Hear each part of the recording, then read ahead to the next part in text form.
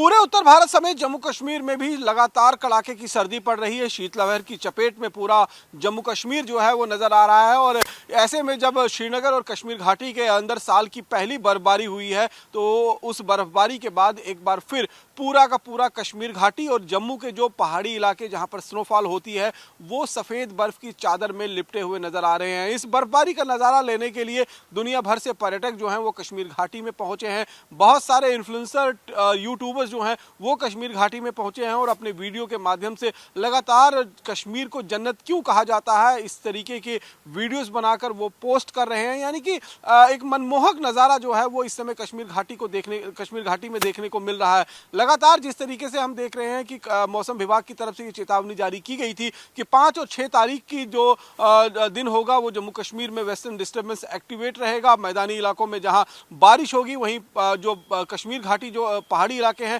वहां पर बर्फबारी का दौर जो है वो जारी रहेगा। कल सुबह से ही गुलमर्ग, पहलगांव और जो सोनमर्ग का जो ऊंची पहाड़ी का इलाका है, करना, गुरेज, बांडीपुरा का इलाका पड़ता है, वहां पर बर्फबारी की दौर शुरुआत हो गई थी। लेकिन मैदानी इलाकों में ये बर्फबारी जो है कल शाम शुरू हुई है। यानी कि करीबन 4-5 बजे के बाद जो है वो बर्फबारी की शुरुआत हुई है। और अभी श्रीनगर का जो प्लेन इलाका है यानी कि जो शहरी इलाका है वहां पर 4 से 6 इंच तक जो है वो बर्फबारी दर्ज की गई है, जिसको देखते हुए वहां पर फिलहाल सड़कों पर यातायात जो है वो काफ़ी स्लो है, क्योंकि जब तक पूरी तरीके से स्नो सड़क से हटा नहीं दी जाएगी तब तक यातायात पूरी तरीके से बहाल नहीं हो पाएगा। यही हालात जो है वो साउथ कश्मीर में भी है। हालांकि जम्मू श्रीनगर नेशनल हाईवे जो है अभी पूरी तरीके से खुला हुआ है।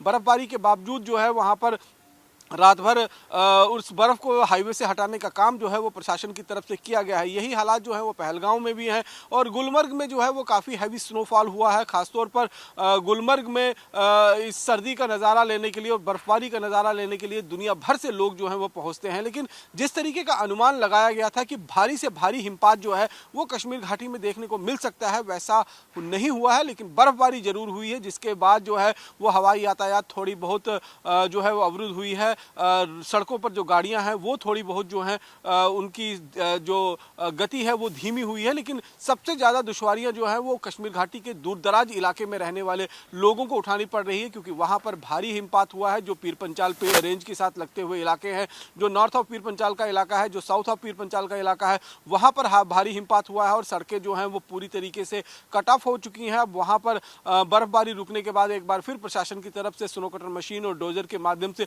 सड़क से बर्फ हटाने का काम जो है वो शुरू किया गया है। लबोलबाब अगर हम देखें तो पूरे कश्मीर घाटी में इस समय कड़ाके की सर्दी पड़ रही है। टेम्परेचर -डिग्री में पहुंच चुका है। हालांकि जो पहले टेम्परेचर -7 और 8 डिग्री तक पहुंच गया था उसमें राहत जरूर मिली है और वो टेम्परेचर थोड़ा सा ऊपर चढ़ा है और -2 या 3 डिग्री के आसपास में इस समय कश्मीर के जो अर्बन इलाके हैं वहां पर टेम्परेचर बना हुआ है। लेकिन कोकरनाग की बात करें, साउथ कश्मीर की बात करें तो वहां पर अभी भी -5 और -7 डिग्री जो है वो टेम्परेचर देखा जा रहा है। -4 जो टेम्परेचर है वो गुलमर्ग के आसपास का इलाके का जो है वो बना हुआ है। तो लगातार कड़ाके की सर्दी जो है वो झेलनी पड़ रही है। लेकिन असली सितम जो है वो सर्दी का अब शुरू होगा, क्योंकि जिस तरीके से बर्फबारी हुई है अब जब धूप खिलेगी तो ये बर्फ जो है वो बर्फ से लदे जो पहाड़ हैं उनसे हवाएं जब टकराकर मैदानी क्षेत्र की तरफ आएंगी तो ये हाड़ गल्ला देने वाली सर्दी का जो है वो आलम कहीं ना कहीं देखने को मिलेगा। और खासतौर पर अब इस बारिश और बर्फबारी के बाद जब धूप खिलेगी तो कोहरे का भी जो मार है वो जम्मू कश्मीर के लोगों को झेलना पड़ेगा। हालांकि